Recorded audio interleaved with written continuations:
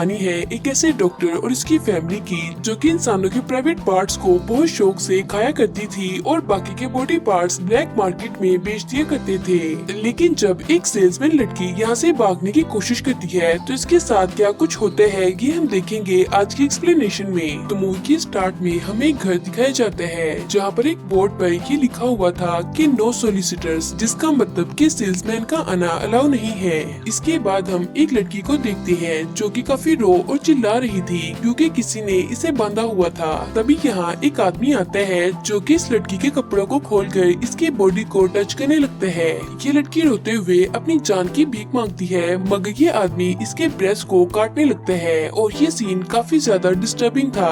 अब ये सीन यहीं पर कट होकर हम लेविस नाम के एक डॉक्टर को देखते हैं जो कि एक फेमस ब्रेन सर्जन था। लेविस के नाम की वजह से ही इसका हॉस्पिटल भी काफी ज्यादा फेमस था और ये भी अपनी कामयाबी से बहुत खुश था। इसके बाद हम देखते हैं कि इसी शहर के पुलिस स्टेशन में काफी सारे लोगों की मिसिंग होने की कंप्लेंट्स आ रही थी, लेकिन पुलिस इनमें से किसी को भी ढूंढ नहीं पाती। यहाँ एक औरत अपनी बेटी की मिसिंग कंप्लेंट लिखाकर उसकी फोटो पुलिस ऑफिसर को देती है और हम देखते हैं कि ये वही लड़की है जिसे हमने मूवी के स्टार्ट में देखा था। अब पिछले 3 महीने में 3 लोग मिसिंग हो गए थे, लेकिन उनमें से किसी का भी कुछ भी पता नहीं चला। इधर हम एक हॉस्पिटल में एक कपल को देखते हैं जो कि रो रहे थे क्योंकि इनकी बेटी का एक्सीडेंट हो गया था और इसे जल्द से जल्द एक किडनी की जरूरत है, जिसके लिए ये कपल कितना भी पैसा देने को तैयार है, लेकिन इन्हें किडनी का कोई भी डोनर नहीं मिलता। तभी एक आदमी इनके पास आकर इनसे कहता है कि ये इनकी मदद कर सकता है। दूसरी तरफ स्कॉट नाम के एक लड़के को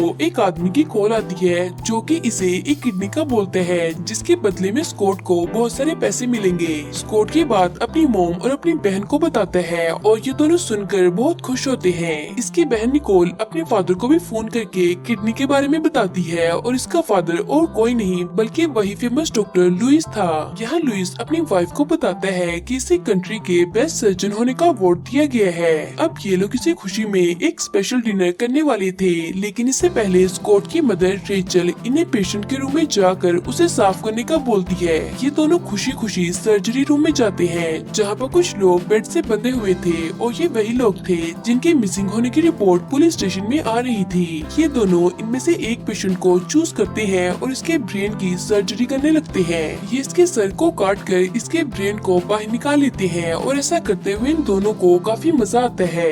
इधर पुलिस उन मिसिंग लोगों को ढूंढ रही थी, लेकिन इन्हें कोई भी सबूत नहीं मिलता। यहाँ निकोल सर्जरी रूम में सभी पेशेंट से इनका हालचाल पूछती है तो इस पर विलियम नाम का एक लड़का निकोल और इसकी फैमिली को गालियाँ देने लगता है। ये सुनकर निकोल इसके कटे हुए हाथ को दबाती है और स्कॉट के साथ मिलकर इसकी जुबान को काट देती है। इसके बाद ये सभी पेशेंट से कहती है कि अगर किसी ने भी ऐसा किया तो उसका यही हाल होगा। अब हम एक ऑफिस में मार्विन नाम के एक आदमी को देखते हैं जो कि अपने वर्कर्स को बिजनेस को बढ़ाने के लिए टिप्स दे रहा था। मार्विन मिंडी नाम की एक लड़की को घर घर जाकर अपनी कुकीज को बेचने का कहता है और मिंडी भी मैप में घरों को देखकर वहाँ के लिए निकल जाती है। इधर पुलिस गायब हुए लोगों के बारे में इन्वेस्टिगेशन कर रही थी।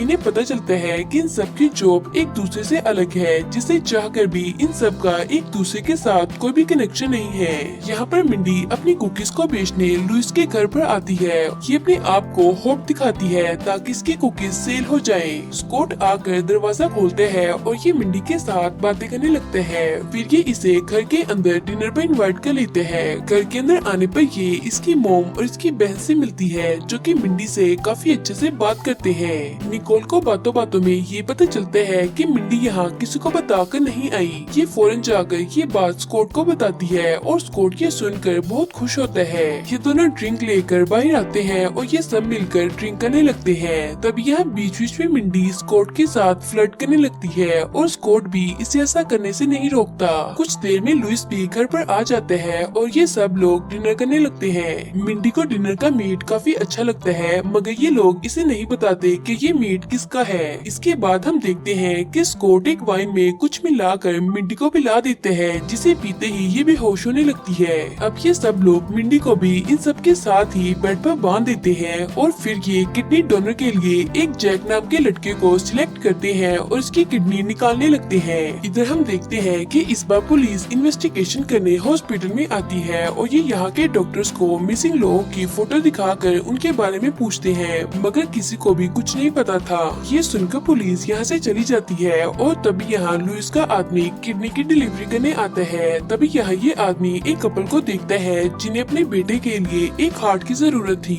ये आदमी स्कॉट को फोन करके ये बात बता देते हैं, जिससे स्कॉट और उसकी फैमिली काफी खुश होते हैं क्योंकि इस चीज से इन्हें बहुत ज्यादा पैसे मिल रहे थे। यहाँ पर हमें ये पता चलता है कि ये लोगों के इम्पोर्टेंट बॉडी पार्ट्स को बेच देते हैं और जो पार्ट्स सेल नहीं होते ये इनको खा लेते हैं और कंकाल का पाउडर बना देते हैं ताकि इनके खिलाफ कोई भी सबूत न बच पाए। ये सीन यहीं पर कट होता है और हम रात को निकोल को देखते हैं जो कि घर का सामान लेने बाहर गई थी। तभी यहाँ एक लड़का पीछे से आकर निकोल को पकड़ लेता है और इसी चक्कर में इसके कान का एक रिंग यहीं पर गिर जाता है। दरअसल ये लड़का निकोल का रेप करना चाहता था, मगर निकोल खुद इसे सेड्यूस करने लगती है और ये मौका देकर एक चाकू से इसका प्राइवेट पार्ट काट देती है, जिससे ये आदमी दर्द के मारे चिल्लाने लगते हैं। इसके बाद ये इसे गला काट कर मार देती है और इसके प्राइवेट पार्ट को कच्चा ही चबा जाती है। कुछ देर बाद पुलिस को भी इस मर्डर के बारे में पता चल गया था और ये यहाँ पर पहुँच जाते हैं। पुलिस ये देखकर काफी हैरान होती है कि इस लड़के का प्राइवेट पार्ट कटा हुआ है। छानबीन करते हुए इन्हें निकोल का वो इयररिंग मिल जाता है और ये इसे लैब में भेज देते हैं। इधर जब मिंडी को होश आता है तो ये चिल्लाने लगती है। तब ये औरत मिंडी से कहती है कि चिल्लाने का कोई भी फायदा नहीं है, तुम अब यहाँ पर फंस चुकी हो। यहाँ विलियम इससे पूछता है कि क्या किसी को इस बारे में पता है कि तुम कहाँ पर आई हो, तो मिंडी से कहती है कि नहीं। ये लोग इसे बताते हैं कि ये लोग सिर्फ उन्हें किडनैप करते हैं जिनका आगे पीछे कोई नहीं होता या फिर किसी को भी इस बारे में पता ना हो कि वो लास्ट टाइम कहाँ पर गए थे। ये औरत इसे कहती है कि ये लोग हमारे बॉडी के पार्ट्स को बेच देते हैं और इससे भी बुरा ये है कि ये सब लोग कैनिबल्स हैं, यानी कि ये इंसानी मांस को खाते हैं। ये सुनकर मिंडी को समझ आता है कि उस दिन ये जिस मीट की तारीफ कर रही थी वो किसी इंसान का था। कुछ देर बाद यहाँ स्कॉट और निकोल आती है तो मिंडी से कहती है कि मेरे बॉस को पता है कि मैं कहाँ पर हूँ और वो मुझे बचाने के लिए पुलिस को भेज देगा, मगर ये दोनों जानते थे कि ये झूठ बोल रही है। स्कॉट निकोल से इसे ऑपरेशन रूम में ले जाने का बोलता है तो ये सुनकर मिंडी काफी डर जाती है। ये इसके हाथ पैर फैलाकर एक बेड के साथ बांध देते हैं और फिर स्कॉट मॉर्फिन का एक इंजेक्शन लाकर मिंडी की टांग और इसके बाजू में लगा देते हैं और इसे काट देते हैं, जिससे दर्द के मारे ये बेहोश हो जाती है। अब रात को ये लोग मिंडी के बॉडी पार्ट्स को मसाला लगाकर इन्हें खाने के लिए तैयार कर रहे थे। इधर पुलिस को एक ज्वेलरी शॉप से ये पता चलता है कि निकोल का वो इयररिंग पूरे शहर में एक ही है, जिसका मतलब कि शायद अब ये लोग पकड़े जाएं। यहाँ एक लेडी ऑफिसर जूली नोटिस करती है कि मिसिंग हुए सभी लोग अपने जॉब के लिए ऑफिस से बाहर काम करने जाते थे, लेकिन अभी तक इनमें से किसी की भी लाश पुलिस को नहीं मिली। यहाँ ये सभी मिंडी के बॉडी पार्ट्स को काफी मजे से खा रहे थे कि तभी इनके घर पर दो पुलिस ऑफिसर राल्फ और जूली इन्वेस्टिगेशन करने आते हैं, मगर इन्हें यहाँ से कोई भी सुराग नहीं मिलता। इनके जाने के बाद ये सभी लोग अपनी हार्ट की डिलीवरी के लिए विलियम को सिलेक्ट करते हैं और फिर निकोल इसे एक इंजेक्शन लगाकर बेहोश कर देती है और लुइस इसका दिल निकालने लगता है। अगले दिन राल्फ और जूली ज्वेलरी शॉप में पूछताछ करने जाते हैं तो यहाँ इन्हें पता चलता है कि वो इयररिंग 4 लोगों ने लिया था। यहाँ जूली इस औरत से उस कस्टमर का एड्रेस मांगती है जिसने इन इयररिंग्स की पेमेंट की थी। इधर हम देखते हैं कि इन लोगों ने विलियम का दिल निकाल लिया था और इसे एक मशीन के जरिए जिंदा रखा गया था ताकि जरूरत पड़ने पर इसके बॉडी पार्ट्स इनके काम आ सके। इसकी ये हालत देखकर सभी लोग काफी डरे हुए थे कि पता नहीं इनके साथ अब क्या होगा। ये सभी लोग यहाँ से भाग नहीं सकते थे क्योंकि इन सब का एक हाथ और एक पैर कटा हुआ था। यहाँ जैक से विलियम का दर्द नहीं देखा जाता और ये किसी तरह उठकर इसकी मशीन को बंद कर देते हैं ताकि इसे सुकून की मौत मिल सके। जब स्कॉट यहाँ आता है तो ये देखते हैं कि विलियम मर चुका है। इसे जैक पर बहुत गुस्सा आता है और ये निकोल के साथ मिलकर इसे ऑपरेशन रूम में ले जाता है और टॉर्चर करने लगते हैं। निकोल बार बार इसे दर्द बढ़ाने वाला इंजेक्शन देती जा रही थी और स्कॉट एक हथौड़े से जैक के घुटने को तोड़ देते हैं, जिससे ये दर्द के मारे चिल्लाने लगते हैं। इसके बाद ये दोनों जैक के मुंह में ड्रिलिंग करने लगते हैं, जिससे इसकी हालत और भी खराब हो जाती है और ये स्कॉट के हाथों में पकड़े हुए एक हथियार को खुद ही अपनी आंख में घुसा कर मर जाते हैं क्योंकि अब ये और ज्यादा दर्द बर्दाश्त नहीं कर सकता था। यहाँ स्कॉट और निकोल इसकी आंखों को निकाल कर खाने लगते हैं और फिर ये लुइस को फोन करके इसकी मौत के बारे में बता देते हैं ताकि इन्हें किसी नुकसान का सामना न करना पड़े।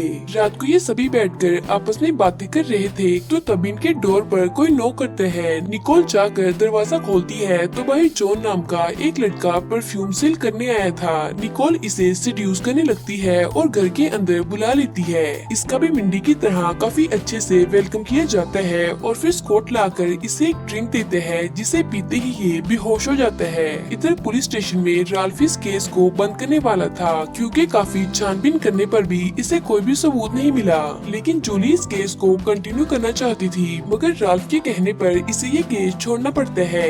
रात को लुइस की वाइफ इसे घर को चेंज करने का बोलती है क्योंकि इस घर में इन्हें 5 साल हो गए थे। लुइस भी इसकी बात मान जाता है मगर इससे पहले इन्हें सभी बॉडी पार्ट्स को ठिकाने लगाना होगा। नीचे बेसमेंट में हम देखते हैं कि स्कॉट ने जॉन का भी एक पैर काट दिया था और इसे पकाने के लिए ले गया था। यहाँ जॉन निकोल से कहता है कि मुझे ढूंढते हुए यहाँ पर लोग जरूर आएंगे, तो निकोल इसे कहती है कि हमारे घर के बाहर ही लिखा है कि नो सोलिसिटर्स, तो इसलिए कोई भी तुम्हें यहाँ पर ढूंढने नहीं आएगा। रात को लुइस के घर पर एक चोर चोरी करने आता है और ये उसी बेसमेंट में चला जाता है जहाँ पर ये इन सबको देखकर शॉक हो जाता है। मिंडी से देखकर इसे मदद मांगती है और इसे पूरी बात बताकर पुलिस को फोन करने का बोलती है, लेकिन तभी निकोल पीछे से आकर इसे बेहोशी वाला इंजेक्शन लगाने ही वाली थी कि उल्टा ये चोर निकोल को मारकर यहाँ से भाग जाता है। इसे भागते हुए लुइस के पड़ोसी देख लेते हैं और ये पुलिस को फोन करके ये सब कुछ बता देते हैं मगर राल्फ इनकी बात पर ज्यादा ध्यान नहीं देता। अगली सुबह लुइस सभी से कहता है कि रात के लिए अच्छा सा खाना तैयार करना क्योंकि इनका कजन ब्रदर आने वाला है। ये सुनकर स्कॉट बेसमेंट में जाकर किसी के बॉडी पार्ट्स को काटने लगता है और फिर ये डिनर में इसी को तैयार करते हैं। अब रात को हम देखते हैं कि इनका कजन ब्रदर और कोई नहीं बल्कि वही पुलिस ऑफिसर राल्फ था जो कि पहले से ही इन सबके साथ मिला हुआ था। यहाँ राल्फ निकोल का इयररिंग लाकर इसे देता है और कहता है कि इससे तुम सब पकड़े जा सकते थे। अब ये सब लोग मिलकर इंसानी मांस को खाते हैं और फिर लुइस अपने बच्चों से कहता है कि वो जल्द ही नए घर में शिफ्ट होने वाले हैं। ये सुनकर स्कॉट और निकोल काफी खुश हो जाते हैं। इसके बाद ये जल्द ही अपने घर को चेंज कर लेते हैं और इसके बाहर भी नो सोलिसिटर का बोर्ड लगा देते हैं। इधर हम देखते हैं कि राल्फ ने भी अपने घर पर एक लड़की को बांधा हुआ था और ये खुद लड़कियों जैसा तैयार होकर इसे कहता है कि खाने के लिए तुम बहुत टेस्टी होगी और इसी के साथ ये मूवी यहीं पर खत्म हो जाती है।